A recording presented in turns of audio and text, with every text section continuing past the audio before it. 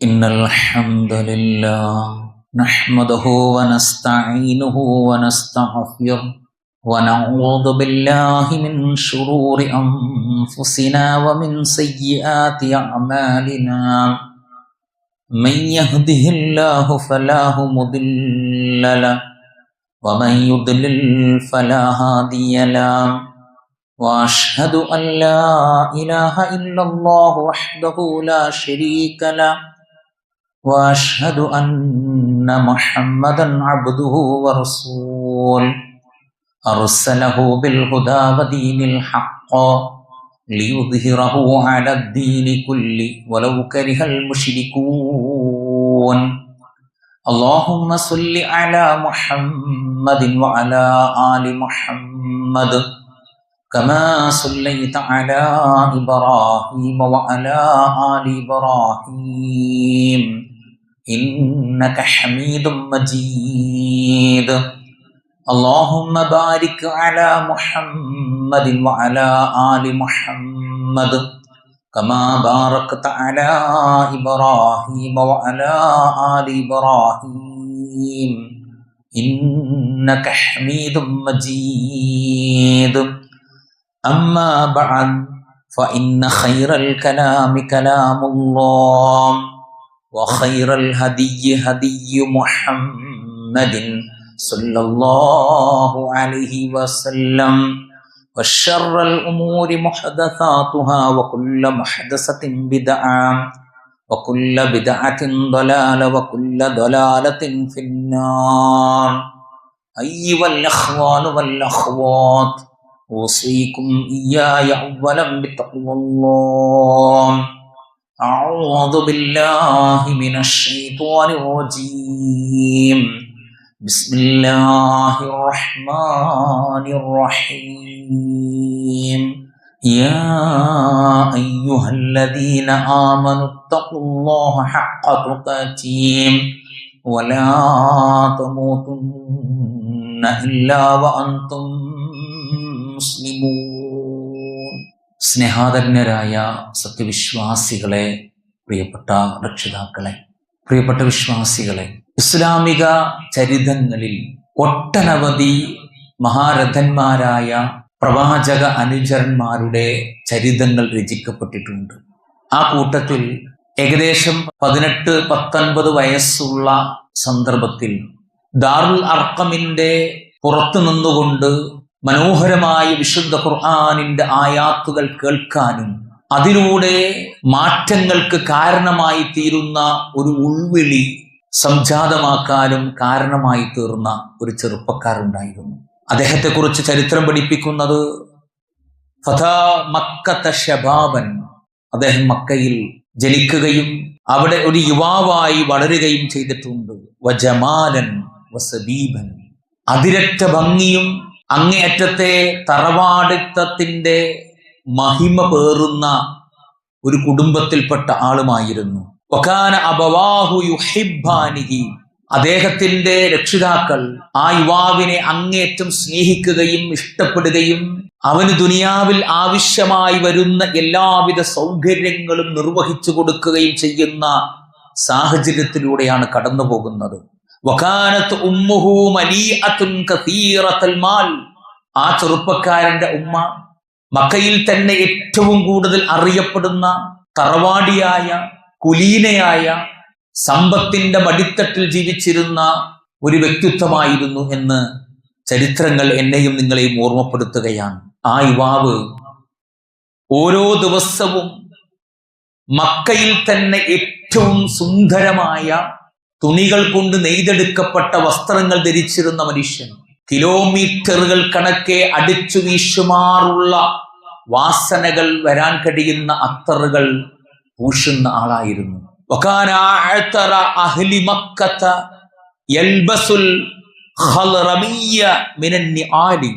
ഹളറമിയ്യ എന്ന വസ്തുവിൽ നിന്ന് പ്രത്യേകമായി ഉണ്ടാക്കിയെടുത്തിട്ടുള്ള ചെരിപ്പുകളായിരുന്നു അദ്ദേഹം ധരിച്ചിരുന്നത് എന്നാണ്. അത്രത്തോളം ഉന്നത കുലജാത മഹിമയിൽ ജീവിച്ചിരുന്ന ആ ചെറുപ്പക്കാരനാണ്, ആ യുവാവായ ചെറുപ്പക്കാരൻ ദാറുൽ അർക്കമിന്റെ അടുത്ത് വന്ന് ഖുർആൻ പഠിക്കുന്നുണ്ട് എന്നും പ്രവാചകനെ കാണാറുണ്ട് എന്നും ആ പ്രവാചകൻ നിസ്കരിക്കുന്നത് പോലെ നിസ്കരിക്കാറുണ്ട് എന്നും ഒരു ഏഷണി പോലെ ഉസ്മാൻ ഇബ്നു ത്വൽഹ എന്ന മനുഷ്യൻ മനാസ എന്ന ആ ചെറുപ്പക്കാരന്റെ ഉമ്മയോട് പറഞ്ഞു കൊടുക്കുകയാണ്. ആ ഉമ്മാക്ക് വല്ലാത്ത ദേഷ്യം തോന്നി. ഇക്കണ്ട കാലം വരെ കാരണവന്മാരായ ഞങ്ങളുടെ പിതാക്കന്മാർ അനുവർത്തിച്ചിരുന്ന വിശ്വാസങ്ങൾക്കെതിരെ, ആചാരങ്ങൾക്കെതിരെ, ആരാധനാപരമായ രീതികൾക്കെതിരെയാണ് എന്റെ മകൻ സഞ്ചരിക്കുന്നത്. ഉപദേശിച്ചു നോക്കി. ആ ചെറുപ്പക്കാരൻ പറഞ്ഞു, ഇതാണ് എന്റെ വിശ്വാസം, ഇതിനെ ഉൾക്കൊള്ളാനാണ് ഞാൻ ആഗ്രഹിക്കുന്നത്. അവസാനം ഗത്യന്തരമില്ലാതെ ഒരു റൂമിൽ പൂട്ടിയിട്ടു. ഭക്ഷണം കൊടുക്കാതെ നിന്നു. ശരീരം മുഴുവനും ചെങ്ങലകൾ കൊണ്ട് ബന്ധിപ്പിച്ച് ഓടാതിരിക്കാൻ ആ റൂമിന്റെ പുറത്ത് കാവൽക്കാരെ നിർത്തി. ഇങ്ങനെ ഒരുപാട് കാര്യങ്ങൾ ചെയ്തു. അതിനിടക്കാണ് അബിസീനയിലേക്ക് അള്ളാഹുവിന്റെ ഹബീബ് സല്ലല്ലാഹു അലൈഹി വസല്ലമയുടെ സ്വഹാബികൾ ഹിജ്റ പോകുന്ന വാർത്ത കേൾക്കുന്നത്. അങ്ങനെ അവിടുന്ന് ഒളിവിൽ നിന്ന് രക്ഷപ്പെട്ട് അവരുടെ കൂട്ടത്തിൽ ആ ചെറുപ്പക്കാരൻ ചെന്നു ചേർന്നു. അദ്ദേഹത്തിന്റെ പേരാണ് മുസ്അബുൽ ഖൈർ എന്ന് ഇസ്ലാമിന്റെ ചരിത്രങ്ങൾ രേഖപ്പെടുത്തിയ മുസ്അബ് ഇബ്നു ഉമൈർ റളിയല്ലാഹു അൻഹു. ഇസ്ലാമിനെ കുറിച്ച് വളരെ പെട്ടെന്ന് പഠിച്ചു. അള്ളാഹുവിന്റെ പരിശുദ്ധ ഖുർആൻ പെട്ടെന്ന് ഹൃദയസ്ഥമാക്കി. അവസാനം മഹാനായ മുസ്അബ് റളിയല്ലാഹു അൻഹുവിന്റെ ഉമ്മ അദ്ദേഹത്തോട് പറയാണ്, മുസ്അബ്, ഇന്നു മുതൽ ഞാൻ നിന്റെ ആരുമല്ല. നീ നിന്റെ മതവുമായി എങ്ങോട്ടെങ്കിലും പോയിക്കൊള്ളുക. എന്റെ സ്വത്തിനും എന്റെ സൗഭാഗ്യങ്ങൾക്കും നീ ഒരിക്കലും അവകാശിയല്ല. ഇതൊക്കെ കേട്ടിട്ട് മഹാനായ മുസ്അബ് റളിയല്ലാഹു അൻഹു 19 വയസ്സാണ്. നിങ്ങൾ ആലോചിച്ച് നോക്കണം. ഉമ്മ പറയുന്നത്, ഇനി സ്വത്തൊന്നും ഉണ്ടാവൂല, ഞാൻ നിന്റെ ആരുമല്ല. നമ്മുടെ അവസ്ഥ എന്തായിരിക്കും പ്രിയപ്പെട്ടവരെ? ആ ഒരു സന്ദർഭത്തിൽ ആ 19-കാരനായ മുസ്അബ് റളിയല്ലാഹു അൻഹു തന്റെ ഉമ്മയോട് പറയാണ്, ഉമ്മ, ഞാൻ എന്നും നിങ്ങളുടെ ഗുണകാംക്ഷിയായിരിക്കും. ഞാൻ എന്നും എൻ്റെ ഉമ്മയുടെ ഗുണകാംക്ഷിയായിരിക്കും. അള്ളാഹുവിന്റെ മുമ്പിൽ എൻ്റെ ഉമ്മ രക്ഷ പ്രാപിക്കണമെന്ന് ഞാൻ ആഗ്രഹിക്കുന്നു. അങ്ങനെ ആ ഉമ്മ ആ മകനെ പുറത്താക്കുകയാണ്. അതോടുകൂടി മഹാനായ മുസ്അബ് ഇബ്നു ഉമൈർ റളിയല്ലാഹു അൻഹു സദാസമയവും പ്രവാചകന്റെ കൂടെ കൂടുകയാണ്. ആ ഒരു സന്ദർഭത്തിലാണ് യഥരിബിൽ കൂടുതൽ ആളുകളെ ഇസ്ലാമിലേക്ക് കൊണ്ടുവരാനും വേണ്ടി, ക്ഷണിക്കാനും വേണ്ടി മഹാനായ മുസ്അബ് ഇബ്നു ഉമൈർ റളിയല്ലാഹു അൻഹുവിനെ പ്രവാചകൻ പറഞ്ഞയക്കുകയാണ്. അങ്ങനെ മഹാനായ മുസ്അബ് ഇബ്നു ഉമൈർ റളിയല്ലാഹു അൻഹു മദീനയിലെത്തി. വീട് വീടാന്തരം കയറി ദഅവത്ത് നടത്തി. അതിലൊരുപാട് പ്രയാസങ്ങൾ, ഒരുപാട് വേദനകൾ സമ്മാനിക്കപ്പെട്ടു. വലിയ വലിയ പാറകളുടെ മുകളിൽ നിന്നും മഹാനായ മുസ്അബ് റളിയല്ലാഹു അൻഹുവിനെ ഇസ്ലാമിലെ ശത്രുക്കൾ ഉരുട്ടി താഴേക്കിട്ടു. അങ്ങനെ ഉരുണ്ട് വന്ന് താഴേക്ക് വീഴുമ്പോ പലപ്പോഴും കല്ലുകളിൽ വന്ന് തലയിടിച്ചു, ശരീരത്തിന്റെ ഭാഗങ്ങൾ ഇടിച്ചു. ആ ശരീരത്തിന്റെ അങ്ങിങ്ങായി രക്തങ്ങൾ മുറിവുകളിൽ നിന്നും ചഞ്ചലമായി ചാലിട്ടൊഴുകാൻ തുടങ്ങി. ആ മുറിവുകൾ പഴുത്തു. പിന്നീട് അതിൽ നിന്നും ജലം ഒഴുകാൻ തുടങ്ങി. ആ ജലം ദുർഗന്ധമാർന്ന നീരുകളിലേക്ക് വഴിമാറി. അദ്ദേഹം ഏതെങ്കിലും ആളുകളുടെ മുമ്പിലൂടെ നടന്നുപോയാൽ അവർക്ക് ദുർഗന്ധം തോന്നുമാറ് മഹാനായ മുസ്അബ് റളിയല്ലാഹു അൻഹുവിന്റെ ശരീരം മാറിക്കഴിഞ്ഞിരുന്നു. അത്രത്തോളം പ്രയാസങ്ങളിലൂടെ കടന്നുപോയി. തളർന്നില്ല, അവശനായില്ല, നിരാശപ്പെട്ടില്ല. വീണ്ടും ഇറങ്ങി പുറപ്പെട്ടു. ഏകദേശം 2 വർഷത്തോളം ആ സൽസരണയിൽ ആളുകൾ ക്ഷണിച്ചുകൊണ്ടേയിരുന്നു. അവസാനം തന്റെ ക്ഷണം സ്വീകരിച്ചു വന്നിട്ടുള്ള ആളുകളെ എല്ലാവരെയും വിളിച്ചുകൂട്ടി ഒരു സ്ഥലത്ത് ഒരുമിച്ചുകൂടി അവരോട് ഇസ്ലാമിനെ കുറിച്ച് കൂടുതൽ കാര്യങ്ങൾ പഠിപ്പിച്ചു കൊടുത്തു. ആ സമയത്ത് ഉസൈദ് എന്ന ക്രൂരനായിട്ടുള്ള മനുഷ്യൻ ആ സദസ്സിലേക്ക് കയറി വന്നു. ബഹളം വെച്ചു, ഒച്ചയുണ്ടാക്കി, ഷൗട്ട് ചെയ്തു. മഹാനായി മുസ്അബ് റളിയല്ലാഹു അൻഹു അദ്ദേഹത്തോട് പറഞ്ഞു, താങ്കൾ പറയുന്നതെല്ലാം കേൾക്കാൻ ഞാൻ തയ്യാറാണ്. താങ്കൾക്ക് എന്നെ അടിക്കണമെന്നുണ്ടോ? താങ്കൾ എന്നെ അടിച്ചോളൂ, എനിക്ക് വിരോധമില്ല. പക്ഷേ ഞാൻ പറയുന്ന കാര്യങ്ങൾ അല്പസമയം ഒന്ന് കേൾക്കാൻ സന്മനസ്സുണ്ടാകണം. അതിനുശേഷം എന്തു വേണമെങ്കിലും എന്നെ താങ്കൾക്ക് ചെയ്യാം. അങ്ങനെ ഉസൈദ് ആ സദസ്സിലിരുന്നു. മഹാനായ മുസ്അബ് റളിയല്ലാഹു അൻഹു പരിശുദ്ധ ഖുർആനിൽ നിന്ന് മനോഹരമായ ആയാത്തുകൾ ഓതിക്കേൽപ്പിക്കുകയാണ്. ഉസൈദ് എഴുന്നേറ്റ് നിന്നിട്ട് പറഞ്ഞു, മുസ്അബ്, താങ്കൾ ഇത്രയും കാലം എവിടെയായിരുന്നു? എത്ര മനോഹരമായ വചനങ്ങളാണ് താങ്കൾ എന്നെ കേൾപ്പിച്ചത്.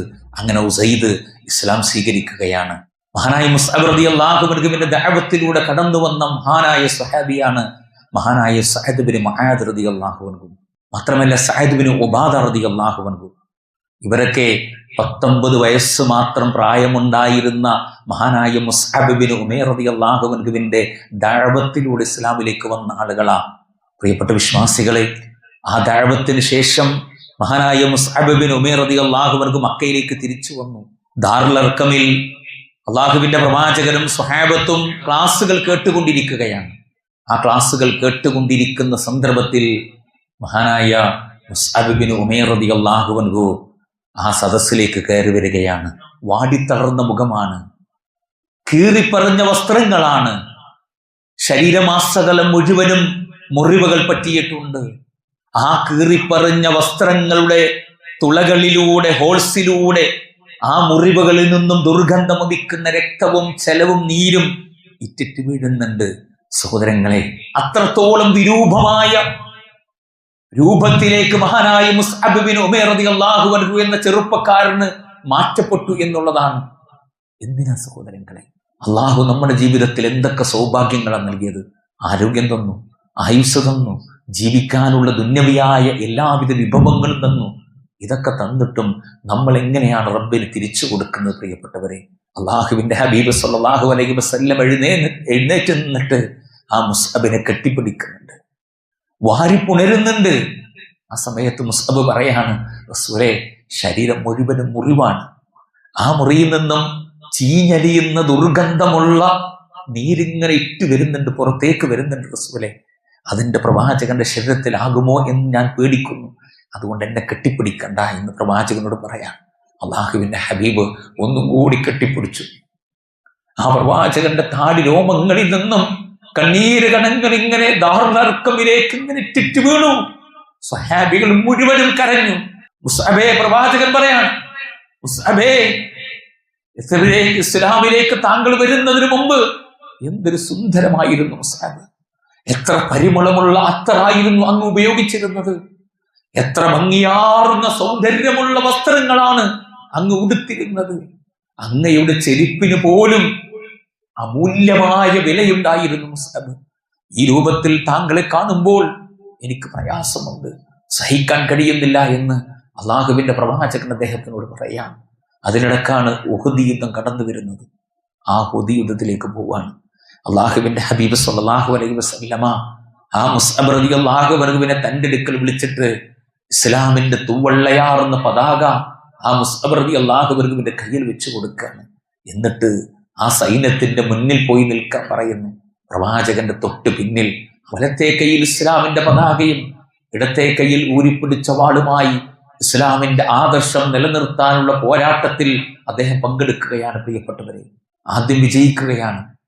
പിന്നീട് ഖാലിദ് ബിൻ വലീദിന്റെ നേതൃത്വത്തിൽ മലയുടെ പിൻസൈഡിലൂടെ താഴേക്ക് ഇറങ്ങി വരുന്ന വലിയൊരു സൈന്യത്തെ കണ്ടപ്പോ മഹാനായ മുസ്അബ് ബിൻ ഉമൈർ റളിയല്ലാഹു അൻഹു തന്റെ കയ്യിൽ പിടിച്ചിരിക്കുന്ന ഇസ്ലാമിന്റെ പതാകയെ വീശിപ്പിടിച്ചുകൊണ്ട് ഇസ്ലാമിന്റെ ശത്രുക്കളുടെ ശ്രദ്ധ പ്രവാചകനിൽ നിന്നും തന്നിലേക്ക് അടുപ്പിക്കുന്ന രംഗം നമുക്ക് കാണാൻ വേണ്ടി സാധിക്കും. ഇബ്നു ഉമയ്യ എന്ന ഇസ്ലാമിന്റെ ശത്രുവിന്റെ മൂർച്ചയുള്ള വാളിന്റെ വെറ്റേറ്റുകൊണ്ട് മഹാനായ മുസ്അബ് റളിയല്ലാഹു അൻഹുവിന്റെ വലത്തെ കൈ മുറിച്ചു മാറ്റപ്പെടുകയാണ്. ആ പതാക ഇടത്തെ കൈയിലേക്ക് മാറ്റിപ്പിടിച്ചു. ഒരൽപ്പം കഴിഞ്ഞപ്പോൾ ആ കൈയും മുറിച്ചു മാറ്റപ്പെടുകയാണ്. മഹാനായ മുസ്അബ് റളിയല്ലാഹു അൻഹു ആ ഇസ്ലാമിന്റെ പതാകയെ തന്റെ നെഞ്ചിനോട് ഇങ്ങനെ ചേർത്ത് വെക്കുകയാണ്. പ്രിയപ്പെട്ടവരെ, ഒരൽപ്പം കഴിഞ്ഞപ്പോ ഇബ്നു ഉമയ്യ തന്റെ കയ്യിലുണ്ടായിരുന്ന മൂർച്ചയുള്ള കുന്തം കൊണ്ട് പിന്നിലൂടെ മഹാനായ മുസ്അബ് ബിൻ ഉമൈർ റളിയല്ലാഹു അൻഹുവിന്റെ നെഞ്ചകം പിളർത്തിയിട്ട് ഒരു കുത്തുകൊത്തുന്നുണ്ട്. മഹാനായ മുസ്അബ് റളിയല്ലാഹു അൻഹു ആ ഉഹദിന്റെ രണഭൂമിയിലേക്ക് തന്റെ മുഖം ഇങ്ങനെ അമർത്തിപ്പിടിച്ചുകൊണ്ട് ആ പതാകയുമായി വീഴുന്ന രംഗം വല്ലാത്ത രംഗാണ് സഹോദരങ്ങളെ. കഫൻ ചെയ്യാൻ പറ്റുന്നില്ല. കറുപ്പും ചുവപ്പും മാറുന്ന കീറിപ്പറിഞ്ഞൊരു പുതപ്പാണ് ഉണ്ടായിരുന്നത്. പ്രവാചകൻ പറഞ്ഞു, ആ കറുത്ത പുതപ്പ് കൊണ്ട് തലഭാഗം മറക്കാൻ, കാല് മറയുന്നില്ല, ഇദ്ഖർ എന്ന പുല്ലുകൊണ്ട് കാല് മറക്കാൻ പറഞ്ഞു. മുഖം ഇങ്ങനെ ആ ഉഹദിന്റെ രണഭൂമിയിൽ അമർത്തിപ്പിടിച്ചുകൊണ്ട് കിടക്കുന്ന മഹാനായ മുസ്അബ് ബിൻ ഉമൈർ റളിയല്ലാഹു അൻഹുവിനെ നോക്കിയിട്ട് പറയുന്നുണ്ട് പ്രവാചകൻ, വല്ലദീനഹും ലിഅമാനാതിഹിം വഅദിഹിം റാഊൻ. ചില ആളുകൾ അള്ളാഹുവിനോട് ചില കരാറുകളും വാഗ്ദാനങ്ങളും ഏൽക്കാറുണ്ട്. അങ്ങനെ ഏറ്റതിന്റെ പേരിൽ അതിപരിപൂർണമായി നിർവഹിച്ചൊരു വ്യക്തിയാണ് ഈ ഉഹദിന്റെ രണഭൂമിയിൽ ഷഹീദായി കിടക്കുന്നത് എന്ന് അള്ളാഹുവിന്റെ ഹബീബ് സല്ലല്ലാഹു അലൈഹി വസല്ലം പഠിപ്പിച്ചുവെങ്കിൽ, പ്രിയപ്പെട്ടവരെ, ഈ ദുന്യവിയാഹി ജീവിതത്തിൽ നമ്മൾ ചോദിക്കാതെയും ചോദിച്ചിട്ടും റബ്ബ് സുബ്ഹാനഹു വ തആല എത്രത്തോളം മഹത്തരമായ അനുഗ്രഹങ്ങളാണ് മനുഷ്യരായ നമ്മുടെ ജീവിതത്തിൽ ഇറക്കിത്തരുന്നത്. അതിന് പ്രത്യുപകാരം എന്ന നിലക്ക് എന്താണ് അള്ളാഹുവിന് തിരിച്ചു കൊടുക്കാൻ എനിക്കും നിങ്ങൾക്കും സാധിച്ചിട്ടുള്ളത് എന്ന് നമ്മൾ ഓരോരുത്തരും വളരെ ഗഹനമായി ആലോചിക്കേണ്ടതുണ്ട് എന്നാണ് ഈ ഒരു സന്ദർഭത്തിൽ ഓർമ്മപ്പെടുത്താനുള്ളത്. ആ രൂപത്തിൽ അള്ളാഹു നൽകിയ ആയുസ്സും അള്ളാഹു നൽകിയ ആരോഗ്യവും അള്ളാഹു നൽകിയ ദുന്യവിയായ ജീവിതത്തിലെ സൗഭാഗ്യങ്ങളും ഐശ്വര്യങ്ങളും നിഅമത്തുകളും അള്ളാഹുവിലേക്ക് അടുക്കാനുള്ള അമലുസ്വാലിഹാത്തുകൾ പ്രവർത്തിക്കാനും വിശ്വാസികളായി നമുക്ക് സാധിക്കേണ്ടതുണ്ട്. പ്രിയപ്പെട്ട വിശ്വാസികളെ, അള്ളാഹുവിനെ ഇഷ്ടപ്പെടുത്താൻ കഴിയുന്ന അമലുകൾ നമ്മുടെ ജീവിതത്തിൽ സംഭവിക്കുന്നുണ്ട്. സഹോദരങ്ങളെ, വെറും 21 വയസ്സിൽ ഉഹദിന്റെ രണഭൂമിയിൽ ഷഹീദായി അള്ളാഹുവിലേക്ക് യാത്രയാകുമ്പോ മഹാനായ Saad bin Muadh, Saad bin Ubada, Usaid റളിയല്ലാഹു അൻഹും ഇസ്ലാം രത്നങ്ങളായി കണക്കാക്കിയ 3 സ്വഹാബികളെ ഇസ്ലാമിലേക്ക് ക്ഷണിച്ചിട്ടാണ് അദ്ദേഹം ഈ ലോകത്തോട് വിട പറയുന്നത്. അങ്ങനെ എന്തെങ്കിലും ഒന്ന് നമ്മുടെ ജീവിതത്തിൽ അടയാളപ്പെടുത്താൻ പറ്റിയിട്ടുണ്ട് സഹോദരങ്ങളെ.